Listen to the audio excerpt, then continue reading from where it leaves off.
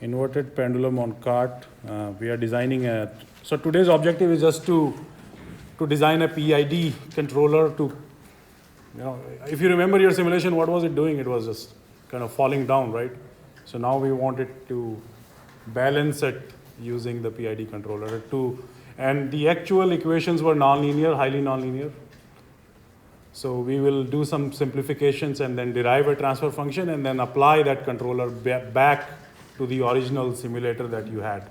So that's the idea here, okay? So inverted pendulum on the card problem is, we have the card, we have a pendulum, so you have theta here and a z from reference. So you have z is the position of the card and theta is the angular position of your rod, right? So if I'll just write down the equations from what we have derived from Lagrange equations. So those equations were differential equations, m plus m. So m is the mass and small mass, L is the length here, m into m we are right here. So the first equation is m plus m z double dot minus ml theta dot squared sine square theta plus ml theta double dot theta equals to f, and f is the input applied to the cart, right? So that's the first differential equation. It's a second order differential equation, right? And then we have mlz double dot cos theta plus ml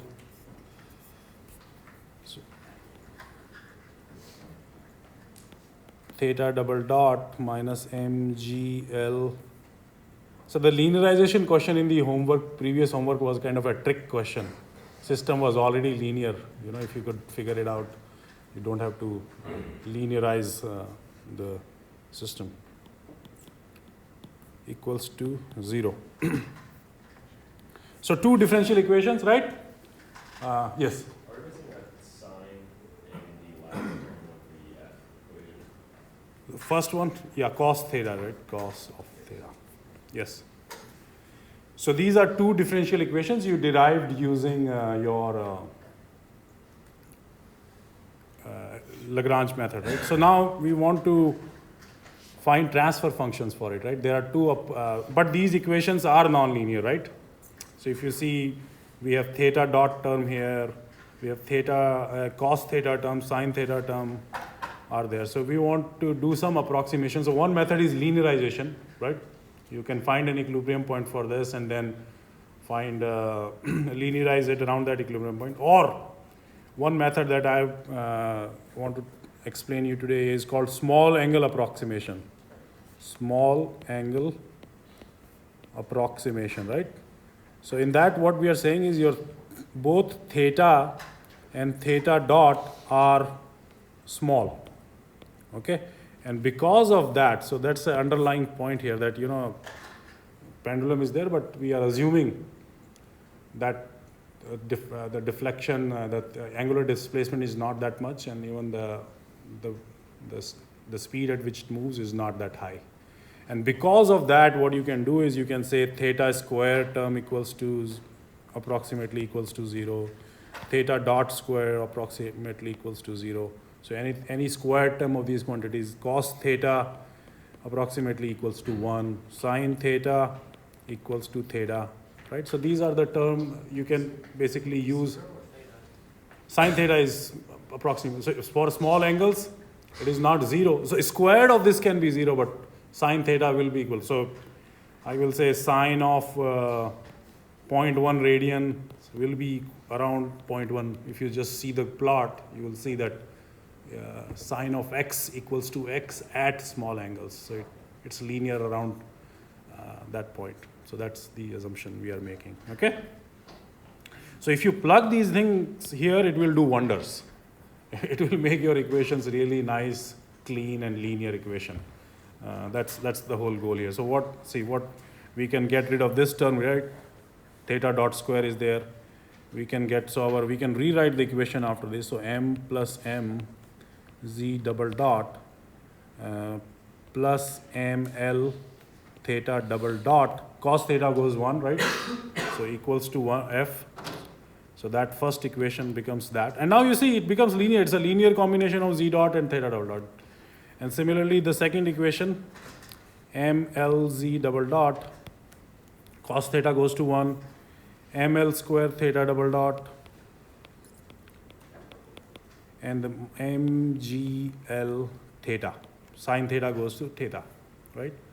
And now because of this, now this equation is linear. And linear means I can write this as a linear combination of, I can put it in a matrix form or anything. So now it's, remember, the transfer functions are valid for linear systems. They are not valid for nonlinear systems. So you have to first linearize it. So this is one method of linearizing, like doing small angle approximations. And your equation now becomes, okay? Questions here? And up to this point. So we have a very simple equations now. Yes? So if we're trying to create transfer functions, you have to create, maybe there's a misunderstanding as far as why what transfer functions do, but wouldn't you need it for also non-small angles? So that way you have a transfer function at every angle, so no matter No, what. that's a good point. So that's the linearization then. So, but there also is a problem. For example, I want to, if you want to control your here, right? So linearization also is valid in the neighborhood of that equilibrium. So you can say, I want to vertically balance it. So it's like saying, if you are in the neighborhood, that means theta and theta dot will be small, right? But you are right. If I want my angle to be at 45 degrees, then you will have to go and linearize at 45 degrees and find an equilibrium point. But what extra force you will need? So yeah, that's correct. So that's the for non-linear system. So this assumption. But the good thing is, then that's the good part of the control. That when we actually go and put in the system, even though we are doing linearization, we can design the controller such that it rejects those higher order things and still able to control the answer. But again, simplification is the key. Even if you think that this is around this point, without simplification, neither we can find transfer functions. So yeah, this is one method of linearization. If the point where you want to stabilize the pendulum is different, far away from it, then you have to linearize at that point. Then this theta dot will not work. But when you linearize, you will get a linear equation. So now, what's the next step if I want to find the transfer function for this? You just take Laplace of both the equations from both sides and so if I take Laplace of this, so that means Laplace of z double dot. So Laplace of this whole equation, m plus m z double dot plus ml theta double dot equals to Laplace of f, right? So if we do that, so it's a if we ignore the initial conditions, basically it says m plus m s squared zs, right? Just ml s squared theta s equals to f of s, right?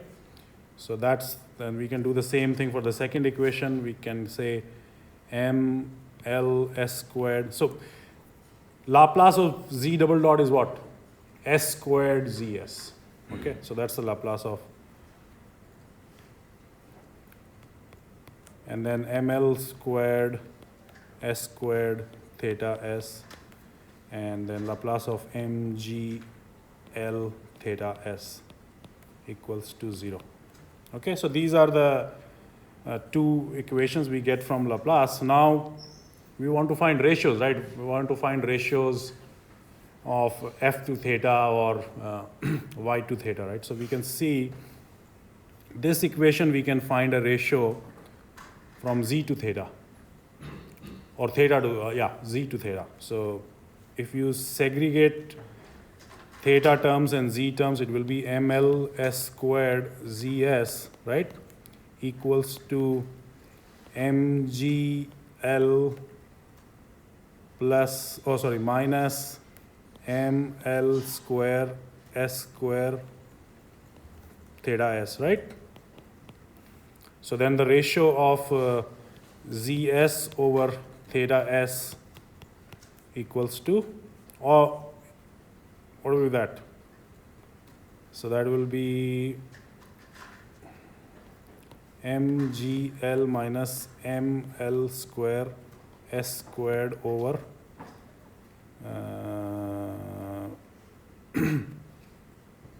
is that correct, right? Over ml s squared, right?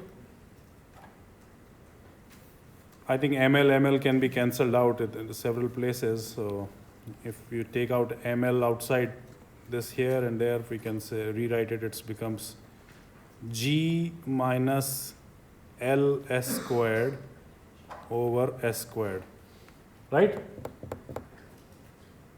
So that's one transfer function. Or we can also say zs equals to what is that? Gs equals to g minus ls squared over s squared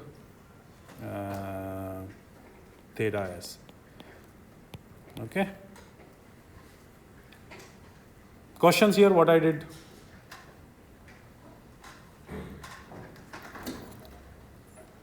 So that's one. Now we can substitute. So now we want to so we have z and theta terms here, right? So what we can do is we can substitute this back here to zs. Okay? Right?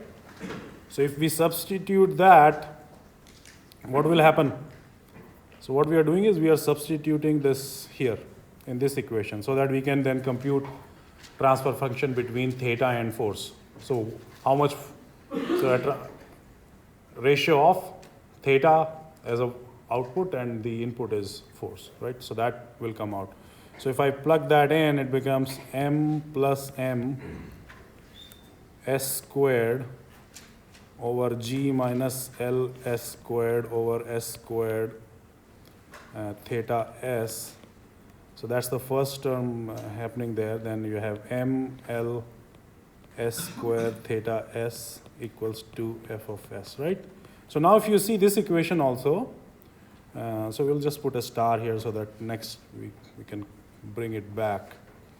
So now everything is in terms of theta, right? You have theta here, f of s. Now finding ratio of theta to f will be easier. S square cancels out.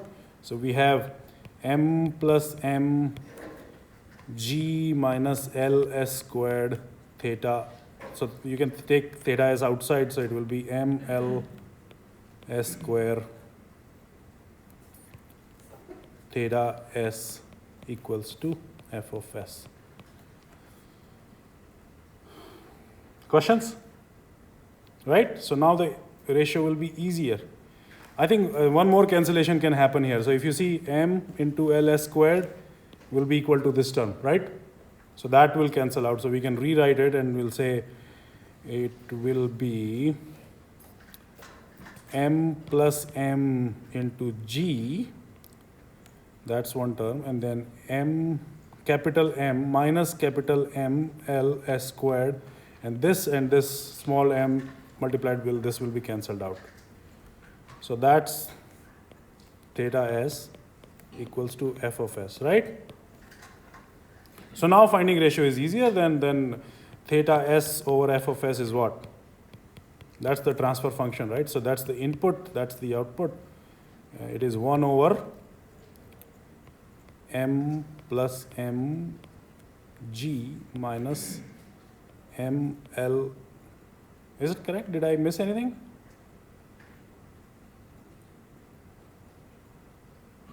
No, did not.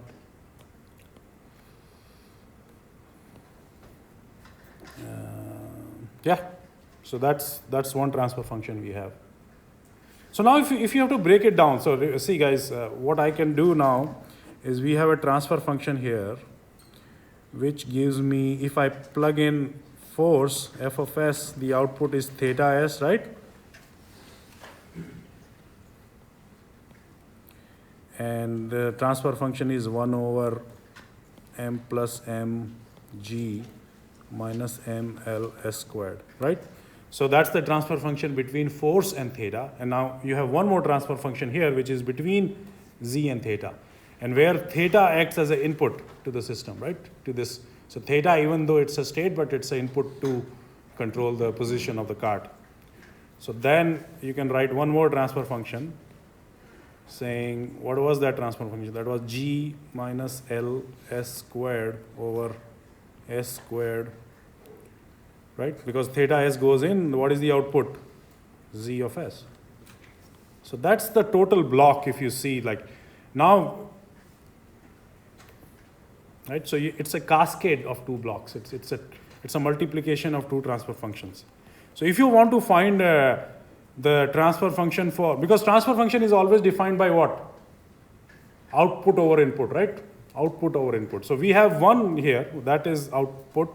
So output over input, and this is output over input. But again, you can do a combination. What is the transfer function of z of s over of f of s? What will be that from this block diagram?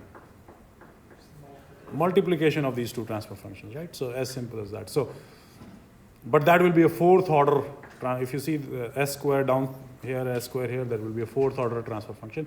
And if you remember, how many states were there in the system when you were implementing it? 4 states. One was z dot, theta dot, right? So if you see that how many, so that order of transfer function is always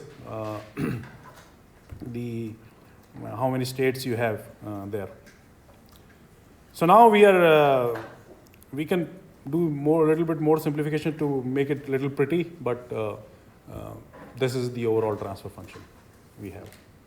Okay, so now let's deal. So what I can do is to make it a little bit more, programming perspective. How would I program it and compute? Now we have to design a PID controller to control the position and the position of the cart and the angular displacement, right? So now what I can do is, so because if you see your transfer functions are always of this form, if these s square plus a1s plus a2 kind of thing, right? So you want to put everything in that form first. So let's just focus on this aspect, first transfer function here, because we want to derive a controller f of s which can give you a desired theta. Okay?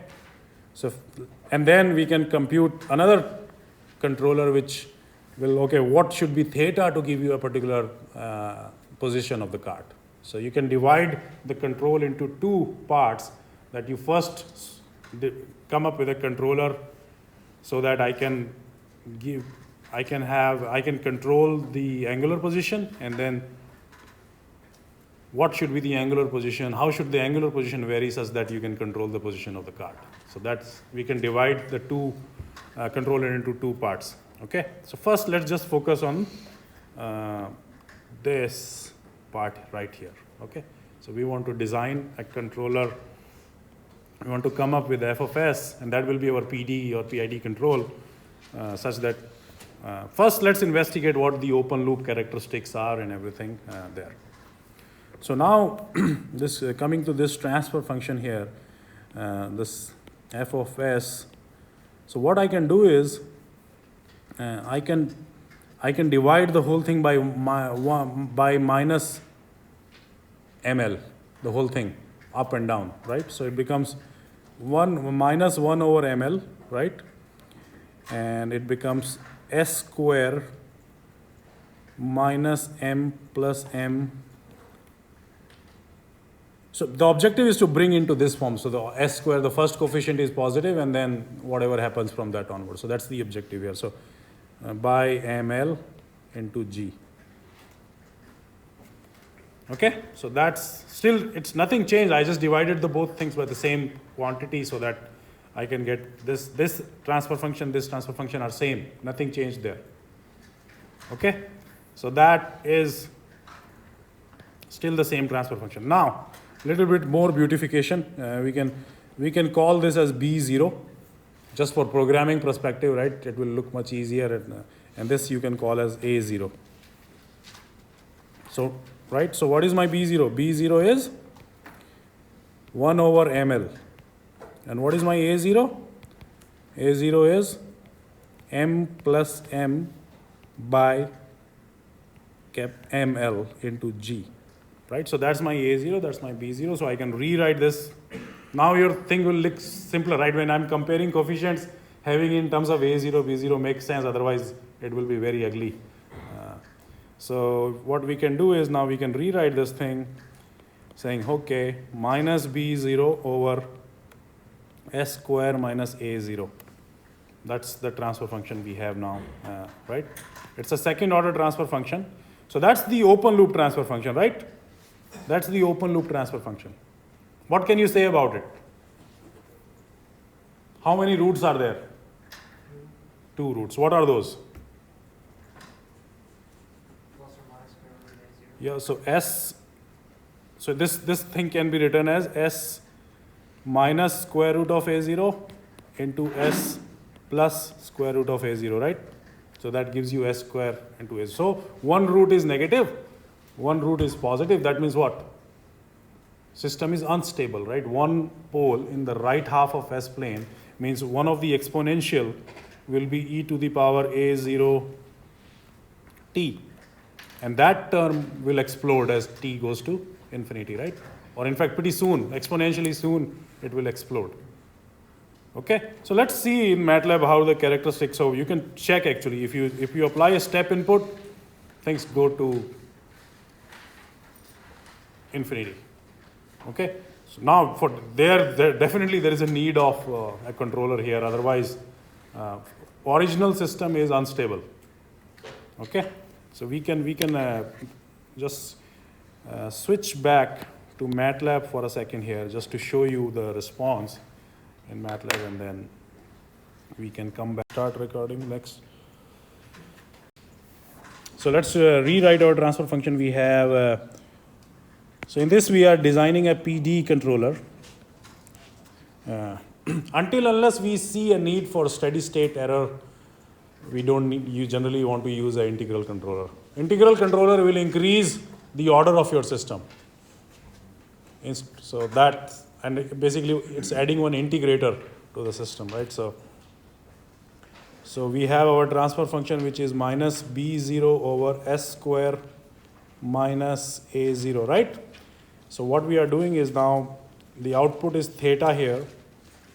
This is F here. We want to put a PID controller. So let's say we give a theta reference to it, right? So theta reference then is compared with this negative here. So we get an error here, right? Error multiplied by Kp. And also, so that's the proportional part. And then we also have theta s if we take it from minus KDS, and basically sum these two before it goes inside. So that's the force computed using both. So your basically f of s is what? It's Kp into theta reference minus theta. So that's the error. So your force is proportional to the error between reference signal and actual signal, and minus KDS theta s. So that's s theta is basically is theta dot. So it is proportional to theta dot. Basically it was error dot, but because reference signal is constant, so you can directly write that. Okay, and if you're writing this in the time domain, and because your s function has theta dot, I can also write this as f of t equals to Kp into theta reference minus theta, all in time domain, minus Kd theta dot. And if you remember your s function, you have access to theta dot. So that's how we will implement it. This is just for deriving our Kp and Kd, because everything in s domain we will go out and plug it in and solve for Kp and Kd. But when you actually put things, if you don't have theta dot, then you have to put some kind of differentiator to get theta dot.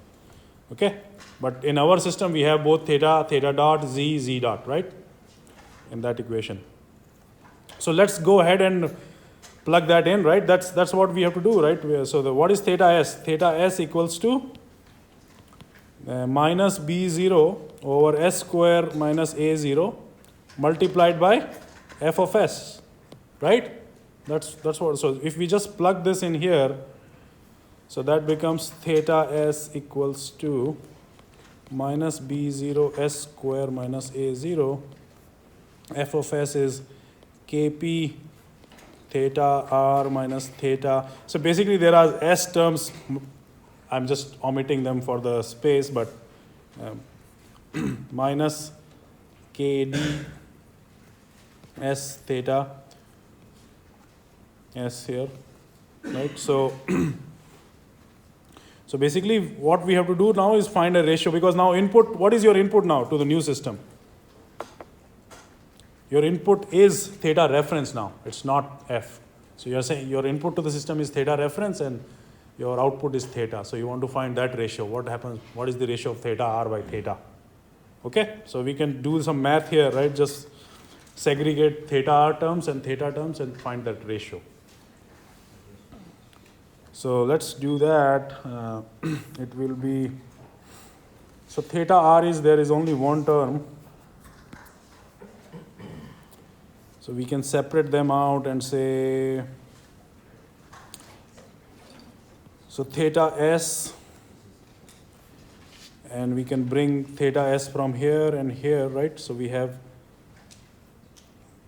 so minus b0, so it will become minus, minus plus, and then when you bring this side again minus, so it will be minus b0 s square minus a0 kp into theta s, right? So that term multiplied by this goes this side, and then this term multiplied by this will go that side. So it's again minus, minus, plus, and when it goes this side again becomes minus.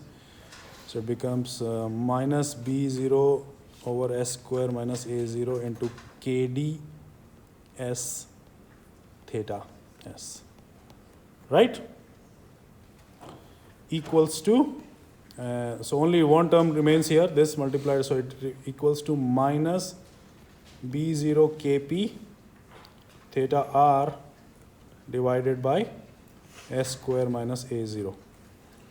Okay, so now if here we can take theta s common, right, outside. So theta s is like 1 minus b0 s square minus a0 kp, b0 kp minus b0 kds divided by s square minus a0 into theta s equals to minus b0 kp over s square minus a0 theta r, right? Simple. I mean, it looks ugly, but simple segregation of theta and theta r.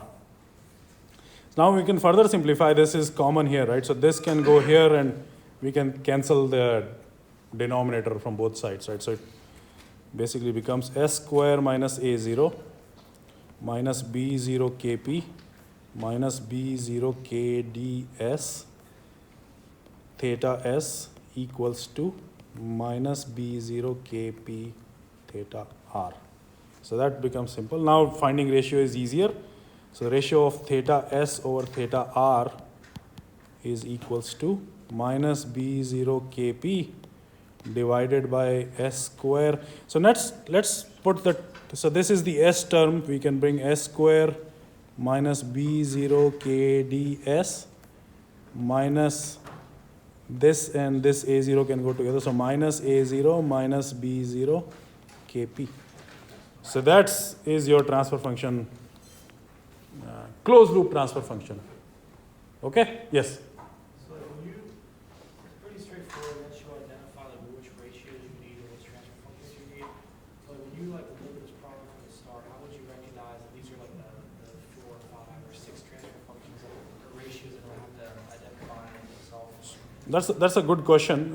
So first of all, like transfer functions are always defined from, you can determine what is the input and output, right? So here, what is the input and output? So you have two states, right? or at least two independent variables, theta and z. So let's say you have a magical sensor which gives you z and theta, right? And how many inputs are there? One. So we have one input. So the number of transfer functions will be each input output pair. So you have one transfer function will be z over f, and one transfer function will be theta over f. Okay. So but what happened here, like we got all the transform. Like if you see, we have a multiplication where f was f. So so if you give f, you get theta and then you get z. So the one transfer function gives you this, a ratio between z to f, right? And one transfer function gives you a ratio between f and theta. So these were the two transfer functions found. But later on you saw that because of the multiplication nature, you can say that instead of f being output, theta is the input to the system. So you decided that there is one transfer function between theta and z also. So you can get transfer function between any, if you consider this is my input to the system, to anything. So here we are dealing with this first, and you can deal with this also, like we have a, so transfer function is generally between input to output pair, so that's the standard rule. But when we found this out, when we saw that the bigger transfer function, this is a multiplication of theta by f to z by theta. So if you multiply this, what happens? Theta cancels out, f by z. So that's the idea. But transfer function are generally, standard rule is output over input. So there are two transfer functions. But the second transfer function was a multiplication of the first transfer function and a second transfer function, which is this, between theta and z. So that's what, it kind of came out from that math. That makes sense. Okay, so if you have more inputs, let's say f1 and f2, how many transfer functions will be there? 4 for each an input and output. So yeah, you will get a matrix of transfer function. Then you have to deal, when you're designing controller, then you have to say, okay, I want to control theta using first input. I want to control theta using, when you will do the autopilot design, right? What will happen? Your airspeed of the aircraft, there are two functions. One is throttle. If you give throttle, your airspeed can increase. And if you pitch down, your airspeed will increase. So there will be two transfer functions, airspeed from throttle and airspeed from theta. So you can change your airspeed using, so when you are down, when you are taking off, you give the maximum throttle and want to increase. But if you are at a height and you want to increase airspeed, you nose dive down and you increase. So transfer functions can be, you have one particular quantity and I can use any of those inputs to control that particular quantity. So that's how you decide these transfer functions. Yeah. So I guess for this example, is the theta to theta r, is that not considered a transfer function? I thought that would also. Yeah, now closed loop, yes, it is. Okay, so we initially found the open loop transfer function. Yeah, so that's the all, everything here we're discussing are the open loop transfer function. Now you're saying, okay, can I get a desired theta? Okay. So that's the input now. The desired theta angle is the input to the system. Yes. Any other questions? So, having said that, so now we got our transfer function, right? So, closed loop transfer function. Now, objective is what Kp and Kd should I choose such that first objective is that this transfer becomes stable, right? It was unstable. Original open loop transfer function is unstable. So, you want to bring those pools. So, what we do is, so if you remember, we have a standard second order transfer function which is s square plus 2 zeta omega n s plus omega n squared, right? In this case, omega n represents the speed, how fast it goes to the final value, and zeta represents the damping coefficient. Okay, so if I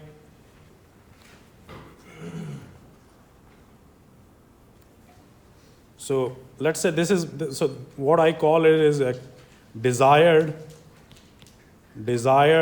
characteristic equation or denominator of the or transfer function, right? So let's say it is this, which is s square plus 2 zeta omega n s plus omega n squared. So let's say I say, it's depending on what response you want. I don't think I went over that part, but let me just give you a brief idea.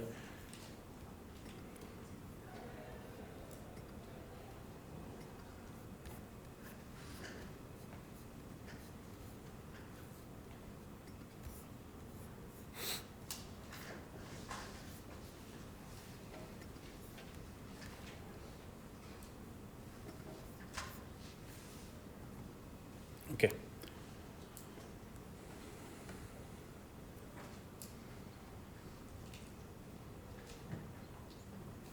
So yeah, so depending on how fast, so there are a couple of terms in a second order response. One is the rise time. So there is something called TR, and rise time is basically, let's say this is the desired input or desired thing you want to track. How fast you reach in a a 95% of boundary of the desired value, right? How fast? So the time taken from initial, from 0 to in the 95% interval of the final value, that is theta reference, right, in our case. So how much time it takes to reach there? So that's called the rise time. So there is a, if you solve the second order differential equations, that rise time is given as 2.2 over omega n. Okay, so let's say if I want my 2.2,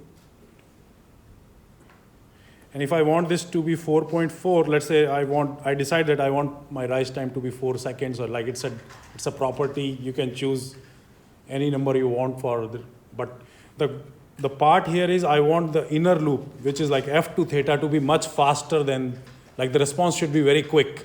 So you want this rise time to be very fast, like in a couple of seconds interval. So let's say I choose that. From here I can compute omega n. Let's say somebody specifies, that's the design specification, right? So from here I can give you an omega n, desired omega n, which will be, so what will be omega n? Omega n will be equals to,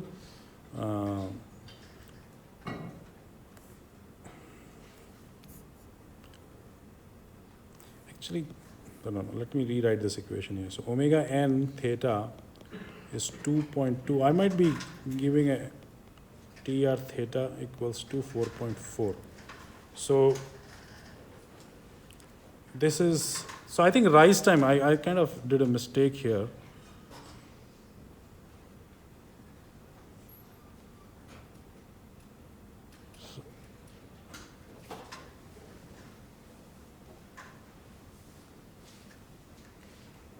So rise time will be 2.2 divided by 4.4 equals to TR theta then, right?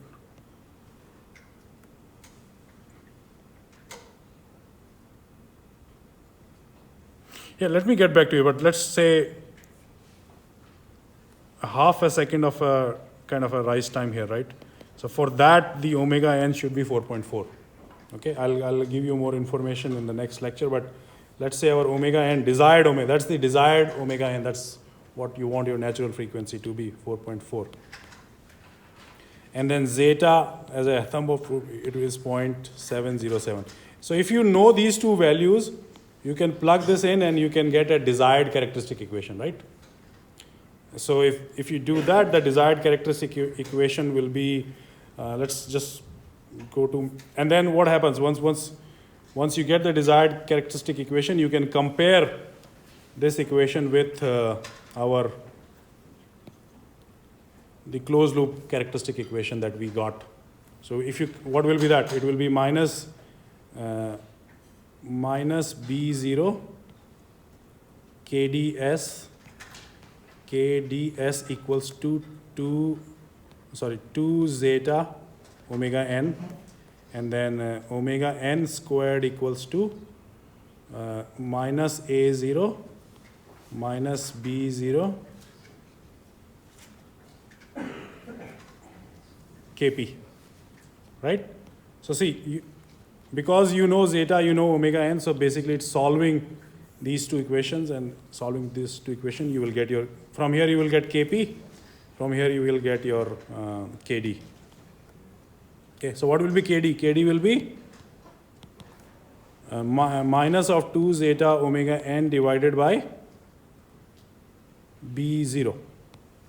And then Kp will be omega n square plus A0 minus of it divided by B0. So that's your Kp. So these two gains will give you this desired characteristic equation. Okay? So let's go ahead and check this out in MATLAB. Remaining time.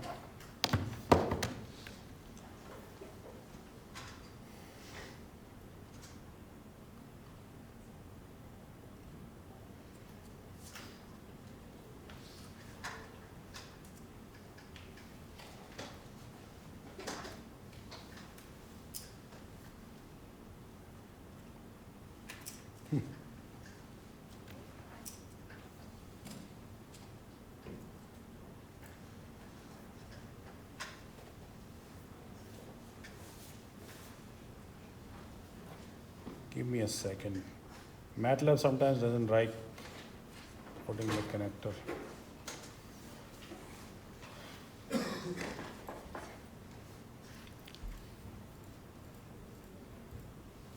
So this is the standard approach of comparing. Once you know the desired location of your poles based on what should be the rise time, what should be the maximum overshoot allowed.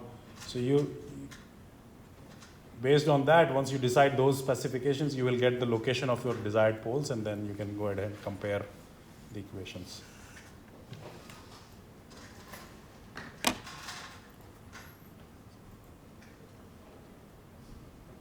So in this case, what I did is,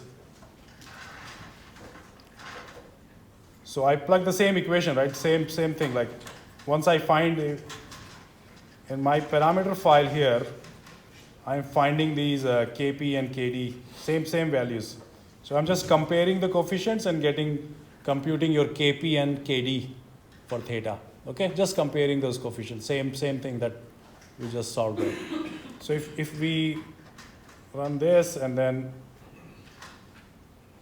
here, what we have is I create another system, right? This is closed loop transfer function, and just plug the values of Kp and Kd and see if this gives me something.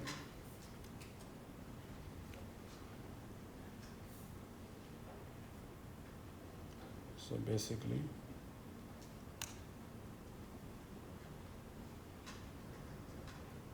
so see, this is the closed loop. So if you compare this plot with this plot here, this is an awesome looking. So again, it is not, so our step input was 1, but it is settling at 2 point something, and there is a reason here.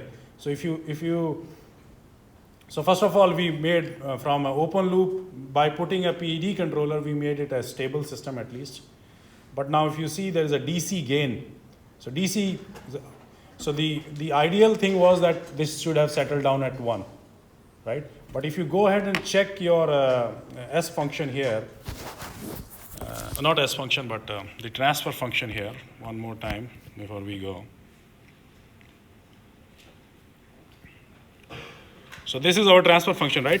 Theta S over this thing, right? What is the final value theorem? You put S equals to 0 in it, right? That's the final, that gives you the DC gain in this equation here. So if I put S equals to 0 in this, what will I get? I'll get minus B0 Kp over minus A0. So minus will go down, so it will be A0 plus B0 Kp. So if you find this value, it comes out to be 2 point something. So that's your final value. That's where it settles down. Okay? So if you want exact input tracking, you will have to multiply inverse of this. So this is called feed forward thing that you multiply your input with that quantity, so that inverse of that quantity, so that you receive one signal. Or we can take care of it in the outer loop by putting an integrator or something. But that's where it settles down. That's the kind of. So any questions? It was amazing. So control perspective, yes, we want to control the error, but controlling is happening by reshaping your transfer function. Understand? So everything is happening from the math, that unless your transfer functions have poles in the left half of S-plane, it's not going to work.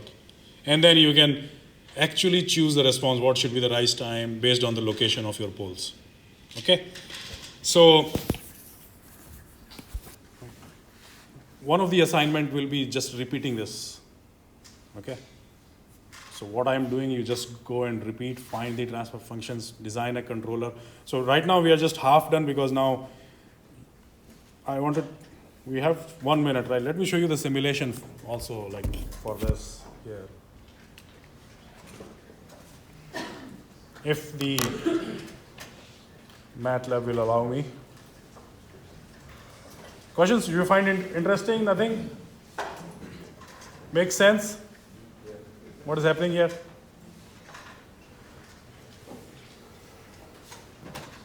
So what I did is, like, I just put a PID on our actual simulation that we already have, and try to just put in this force that we are using here, a PD controller, and just see if. But you will see now, because I'm not controlling Z, I'm only controlling theta, right? There is no control over Z right now. So your theta will balance, but your Z will keep changing because there is no control over Z for now. In the next step, we will close that loop as well. So Z will also be controlled. But if it doesn't open in time, I'll post a video of it. So I will post the assignment today, and hopefully on Monday I will also cover the second of the Z control, and then we put it together to our actual simulation and see if it works. And then you can repeat it in your homework. Also, there will be a PID control for your mass spring damper system, for which you have found the transfer function. Basically, the idea will be control the position of the mass there. Okay, we are there, so let's just run it. So what I did in, if you want to see my pendulum file in S function itself, what I did is, so if you see my U here, right? So U is same. U is equals to Kp into, let's say I want this to go to 0.1 minus theta, and Kd into theta, theta dot. And all of these states are available to you in your S function. So that's my U, and if you run this,